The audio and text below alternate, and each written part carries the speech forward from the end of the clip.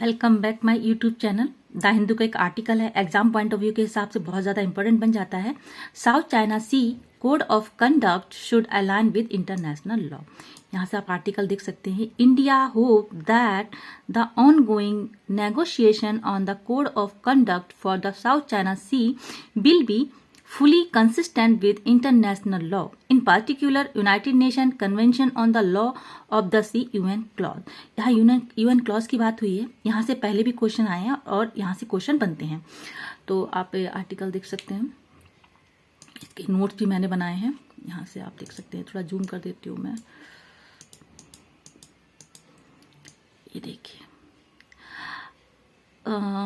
यहाँ से UN clause के बारे में मैंने नोट्स हैं। ये संयुक्त राष्ट्र समुद्री कानूनी संधि इसे बोलते हैं। इसकी फुल फॉर्म है the United Nation Convention on the law of the sea. यह एक अंतर्राष्ट्रीय कानून है। यह समुद्री तथा महासागरीय गतिविधियों के लिए कानूनी ढांचा स्थापित करता है। 1992 में इसे अपनाया गया था और साइन भी किए गए थे। लॉ ऑफ द सी क्या कहता है? लॉ ऑफ द सी ये क्या करता है? यह समुद्री क्षेत्रों को 5 मुख्य क्षेत्रों में विभाजित करता है। यह समुद्री क्षेत्रों को 5 मुख्य क्षेत्रों में विभाजित करता है। पहला क्षेत्र कौन सा है? इंटरनेशनल वाटर्स, सेकंड टेरिटोरियल सी, third contiguous zone, fourth exclusive economic zone और हाई सी। ठीक है, इस तरह से क्वेश्चन आ सकते हैं। और ये इसका थर्ड पार्ट रहा। इस कन्वेंशन ने 3 नए संस्थानों का निर्माण किया है। पहला कौन सा है? समुद्र के कानून के लिए अंतर्राष्ट्रीय न्यायाधिकरण, इंटरनेशनल सीवेड अथॉरिटी, और थर्ड महाद्वीपीय शेल्फ की सीमा पर आयोग।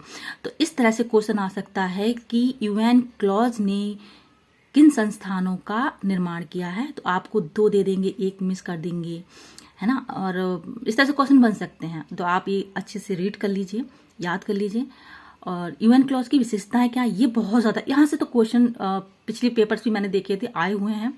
यह कानून राष्ट्रों को उनकी तटरेखा से 200 नॉटिकल मील्स तक के क्षेत्र के सभी आर्थिक अधिकार देता है। आप इलेक्ट्रिसिटी जनरेट कर सकते हैं और पवन ऊर्जा, इस तरह से जो पवन चक्की लगाते हैं वो कर सकते हैं। मतलब आपको जो आपकी मर्जी है, आपका वाटर है, आप यूज करिए अपने तरीके से।